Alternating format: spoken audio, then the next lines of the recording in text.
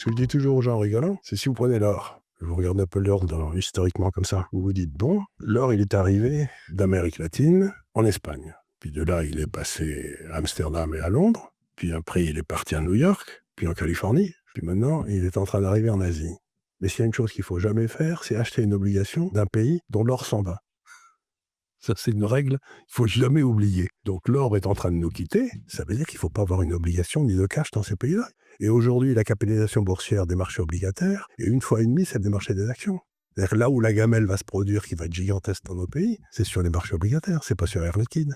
Vous avez parlé des obligations, vous avez parlé de Javier Milei, président argentin tout à l'heure. Bon, il a administré une cure de choc à son pays, vous l'avez dit, il a supprimé pas mal de ministères, il a baissé les dépenses d'État. Bon, lui, il n'a pas dédollarisé, il a fait l'inverse, il a repeg au dollar. Pas vraiment, puisque le peso était à 1000 et puis il était à 850, donc... On ne sait pas vraiment si ça marche, il y a quand même l'inflation a vachement baissé.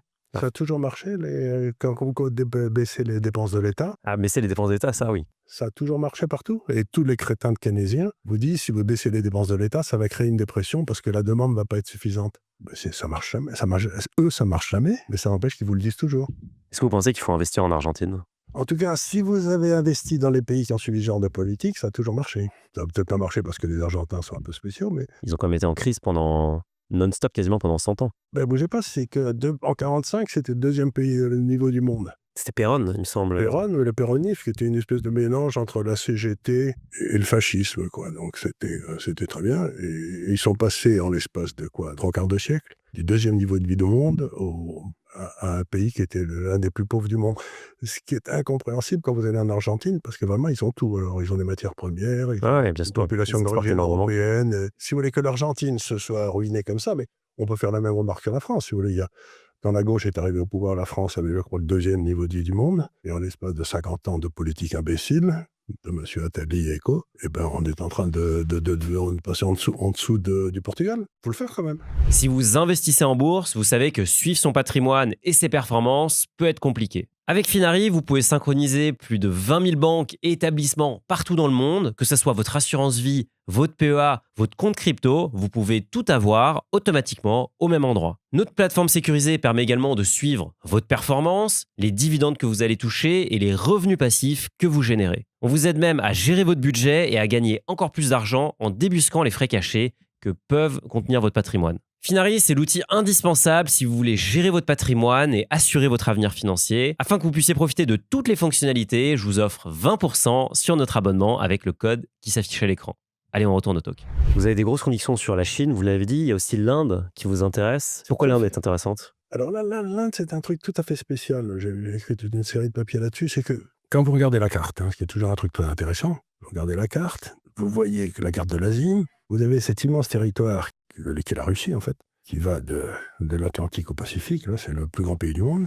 Et c'est là qu'il y a les plus grosses réserves de matières premières du monde. C'est absolument gigantesque. Et donc, la Russie vendait ses matières premières soit à l'ouest, à l'Allemagne, et soit à l'est, à la Chine. Et puis, il y a eu la guerre avec l'Ukraine, là, et nous avons décidé que les Russes sentaient des pieds, qu'on ne voulait plus faire d'affaires avec eux, et tout, bon, très bien.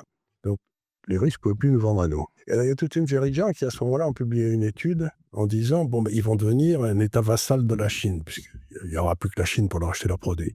Mais les Russes sont tous sauf bêtes, sont des bons joueurs d'échecs. Et donc, ce qu'ils ont fait, c'est qu'ils ont fait toute une série de liaisons verticales pour rejoindre l'océan Indien, et qui existent maintenant, ça fait 3 ans qu'ils les font, des trains, des bateaux, tout ça, et ça passe par la terre, c'est-à-dire que la marine américaine ne peut pas interrompre. Et donc, pour la première fois de son histoire, l'Inde a accès à toutes les matières premières de l'Asie du Nord qu'elle paye dans sa monnaie. C'est-à-dire qu'elle n'a plus aucune contrainte du commerce extérieur. C'est-à-dire que le boom qu'il va y avoir dans l'océan Indien, ça va être inouï. Les gens ne se rendent même pas compte de ce qui va arriver. Ça va être...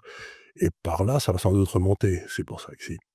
Normalement, ça devrait remonter au travers de l'Iran, vers la Turquie, vers tout le Moyen-Orient. C'est pour ça que sans doute que l'Iran a essayé de déclencher cette bagarre avec Israël pour empêcher que l'Iran ne soit pacifié par une forte croissance économique, quoi. La vraie bataille, c'est si l'Iran saute, vous achetez de l'immobilier à Beyrouth, quoi. Il faut vous embourrer, là. Et que le Liban, vous voulez dire ? Toute la région. Toute la région. Ceux qui partent de la Crimée, qui descend comme ça, tout l'arc, qui descend jusqu'au Pakistan, va connaître un boom, mais vous imaginez pas, ça va être, ils vont tous commencer à faire du commerce les uns avec les autres, comme ils le faisaient autrefois et tout. Ça va être incroyable. Et l'Europe s'est démerdée pour se mettre à l'écart, en disant non, nous, on est pur. Et ben, nous, on va être comme Venise quand Amsterdam s'est développé, quoi. On sera un pays de bronze-cul où les gens viendront voir les musées, quoi. Vous parlez beaucoup de la Chine. Pourtant, si on regarde la Chine, c'est quand même un pays où l'État est omnipotent, omniprésent, omniscient. On rigole, hein. Bah, c'est l'État qui décide, c'est Xi Ouais, Jinping qui décide c'est du le roi, programme, hein. il décide de rien du tout. Vous imaginez pas le niveau de compétitivité dans les entreprises chinoises. C'est l'endroit où la décréation destructrice est la plus faible au monde, la plus forte du monde. L'État chinois dit: «Bon, on va développer des semi-conducteurs. Voilà 500 milliards de dollars, il y a 6 firmes et puis que le meilleur gagne» et puis ils interviennent plus. Mais ils interviennent par exemple sur, comment il s'appelle? Alibaba. Eh beh, ce con-là, il avait dit que, ce couillon-là, le pauvre Dieu, Ils ont fait disparaître notre ami, non, mais ce qu'il a fait, c'est qu'il a dit, que l'État chinois ne savait pas gérer la monnaie, qu'ils étaient complètement nuls. Donc, vous savez, pour un confucéen, il y a 3 niveaux de liberté dans un pays, hein. Vous avez la liberté sociale, vous élevez votre famille et tout, c'est très bien. Vous avez la liberté économique, vous faites ce que vous voulez, vous embauchez, vous créez des entreprises, tout ça. Et puis vous avez la liberté politique. Et Lee Kuan Yew, quand il était à Singapour, qu'il a fait son énorme succès, là, à Singapour, il avait dit aux Singapouriens: «Les gars, liberté sociale, elle est totale. La liberté économique, elle va devenir totale très rapidement. Et la liberté politique, on se revoit dans 30 ou 40 ans parce que j'ai autre chose à foutre que m'occuper de vos conneries, quoi». Et c'est exactement ce que fait la Chine. C'est-à-dire que si vous restez dans le social et dans l'économique, je suis beaucoup plus libre en Chine que je le suis en France aujourd'hui. Il n'y a pas de rapport. C'est un pays vraiment capitaliste.